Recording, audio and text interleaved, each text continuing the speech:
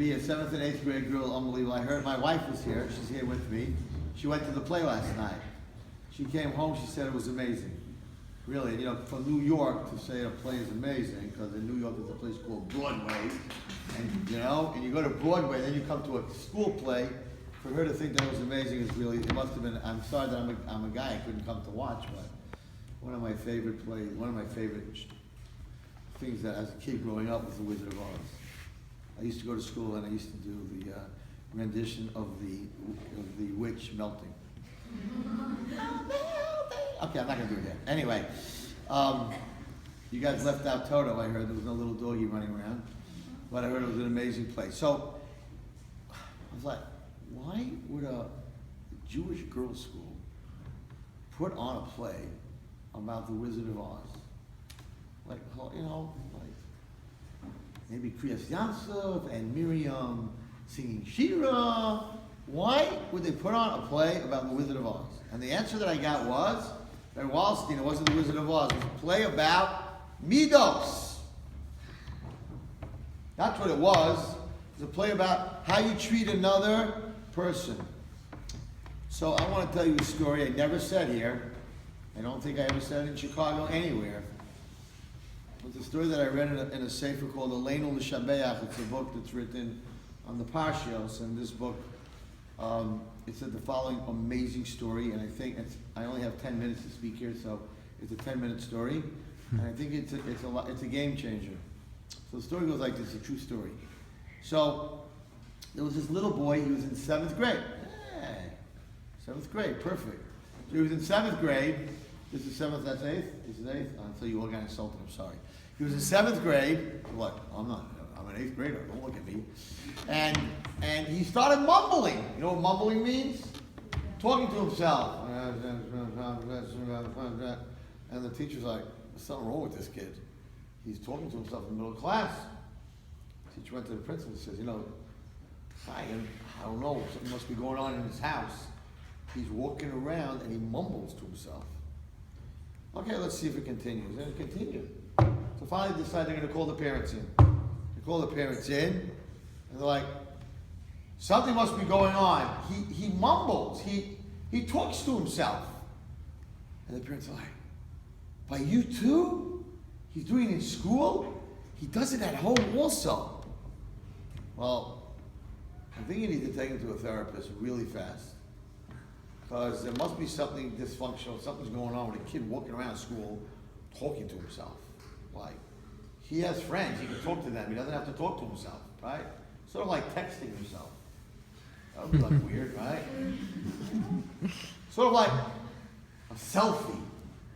Like, why would you take a picture of yourself? You know what you look like, you look in the mirror. Like, why would you walk around taking a picture of yourself? Right? It's very strange. We need to go to a psychologist to figure out, why take a picture of yourself? You know what you look like. And after you took one picture, you already know. Why are you taking 10 pictures of, with a smile, with this, with that, like, right? So the whole selfie thing, we have to try to figure out psychologically why people do selfies. It comes from low self-esteem. I don't know exactly what happens, but kids like to do selfies. So we didn't have that in my day growing up. It was interesting. You know what a selfie was? Looking in the mirror. That was a selfie. That's it. So, okay, they can send him to a therapist. Kid's walking around mumbling. We have an appointment for you tomorrow with Mrs. Singer. Who's Mrs. Singer? She like talks to kids. Is she a therapist? Well, she sort of like talks to kids like in an office. Is she a therapist? Yeah. Why are you sending me to a therapist? Your Rebbe complained that you're doing something very strange in class. What am I doing that's strange?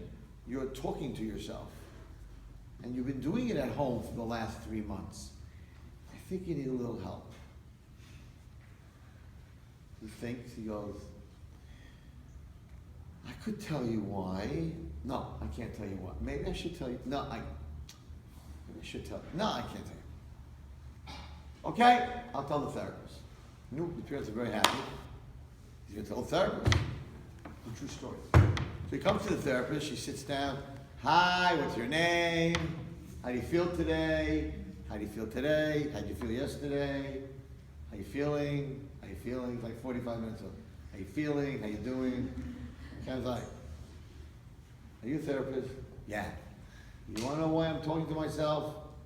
Well, I thought we'd get to that in a few months. But I think my parents want to know now. She says, okay, but you have to promise you won't tell anyone. Well, I don't know, we'll see. So he says the following crazy story. And he says to the therapist, I didn't want to tell my parents because I don't want to be a big shot, but I'll tell you what happened. He said, my Rebbe told us a story. And he told us a true story. That there was a woman and a man who didn't have children for 15 years. No children. So they went to Rav Chaim Kanievsky. The one who wrote a Leil Shabbat, the rabbi who wrote a Leil Shabbat is Rav Chaim's brother-in-law. They both married daughters of Rabbi Yosef. So, somebody came to Rav Chaim Kanievsky, they had no children for 15 years, and they said to Rav Chaim, we're not here for a bracha, we're here for a haftacha. We don't want a blessing, we want you to say that we're going to have children. Rav Chaim says you're going to have children, you're going to have children. He's a malach. So, Rav Chaim looks at these two and he says, what do the doctors say? And the woman says, the doctor says I can't have children. I can never have children. I'm not going to be able to have children. So Rav Chaim says, I don't do miracles. I don't do miracles. I can't give you that haftacha. So they're very upset because they don't get haftacha. They don't feel they're going to have children. He says, but I'll tell you what I can tell you what to do. Find somebody that got embarrassed in public in front of everybody. And if that person doesn't answer the person who embarrassed them, run over to that person and get a bracha. You see, because if someone gets embarrassed in public and doesn't answer, that's against nature. If somebody embarrasses you in public, you're going to answer that person. Specifically, if someone says to you, you're this and that in public, and you don't answer them, then it means you're admitting it's true. So everybody's going to answer back. A person who doesn't answer back, it says, breaks their nature, and Hashem will make a miracle for them. Because what's a miracle? Breaking of nature. And the woman was very upset. Her husband came out, said, Chaim, no, we have a haftacha, we're going to have a baby? Well, he said he can't help us, but if we find someone who gets insulted in public and doesn't answer, we should go to that person for a bracha. She goes, where are we going to find that? Should we insult them? Like, what should we do? He says, no, Hashem will help us. A few months later, this is the Rebbe's telling the class, 7th grade. A few months later, the woman who had no children for 15 years is at a wedding in Bnei Brak. And it was a wedding of a divorced family. And the grandmother told the daughter-in-law, who's the mother of the Kala, you don't dare come to this wedding. If you walk into this wedding, I will embarrass you like nobody ever embarrassed you. You ruined my son's life, you ruined my grandchildren's life, you better not show up at the wedding. But this woman wanted to dance with her daughter. So she came to the wedding. And the minute she walked in to the wedding to dance with her daughter, the mother-in-law was standing there and started screaming at her, I told you not to come, you ruined my son's life, you ruined my grandchildren's life, get out of here, you're miserable, you're a Rashanta. She starts screaming in front of everybody. And the whole wedding stops. She's yelling at her daughter-in-law, ex-daughter-in-law.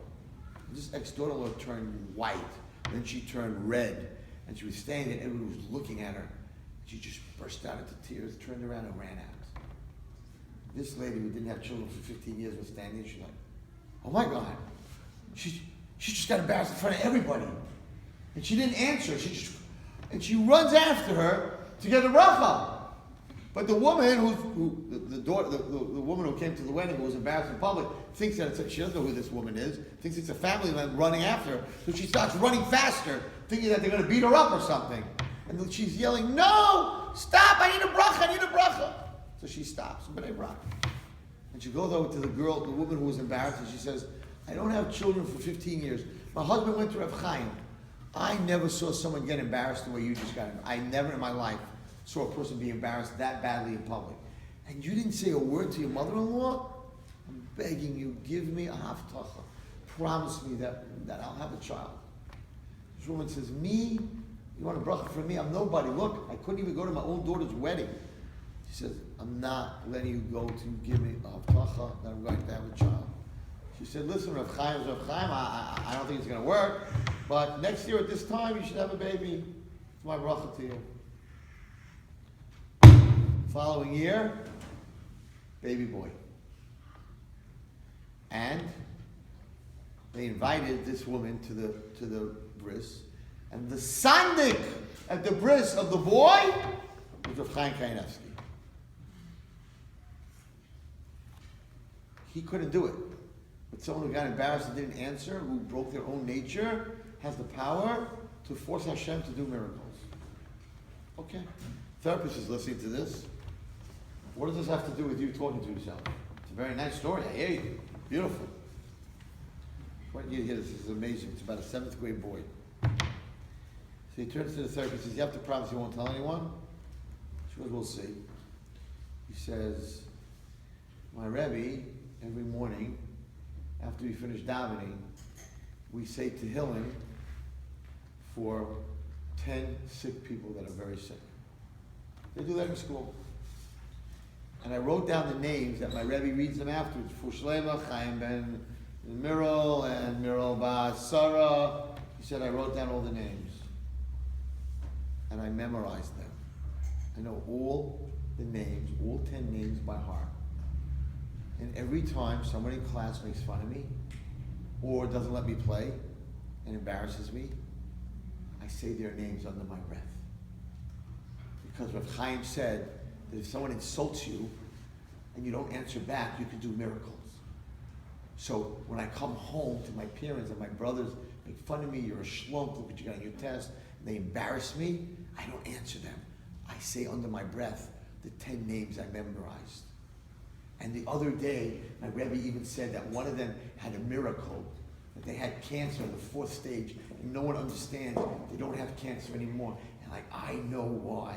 It's me, because I always say their names when I get embarrassed, and I don't answer back. I'm not mumbling. I'm saying people's names. But you can't tell anyone, because if people find out, first of all, everyone's going to come to me to do miracles, and second of all, they find out, maybe Hashem won't give you that zchus anymore.